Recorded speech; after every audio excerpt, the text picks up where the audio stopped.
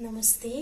आज चाहिँ मैले हजुरहरूको लागि ट्यारो रिडिङ लिएर आएको छु, जसमा चाहिँ हजुरहरूको रिलेसनशिपको बारेमा रहनेछ। त्यसको लागि चाहिँ हजुरहरूले आफ्नो कुनै एउटा सम्बन्धलाई याद गर्नुहोस्, चाहे त्यो आमासँग होस्, बुवासँग होस्, हजुरको पार्टनरसँग होस्, एनी काइन्ड अफ हजुरले चाहिँ आफ्नो रिलेसनशिपमा चाहिँ याद गर्न सक्नुहुनेछ।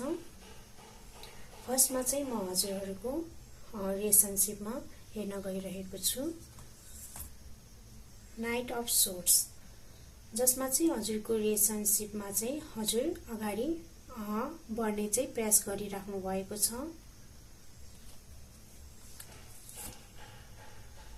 हजुरको रिलेसनशिप एकदमै लभ र लग्जरिसले भरिपूर्ण भएको छ।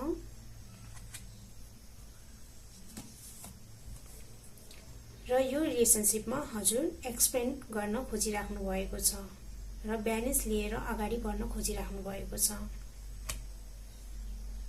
आज चाहिँ यहीसम्म रहेको छ। नमस्ते।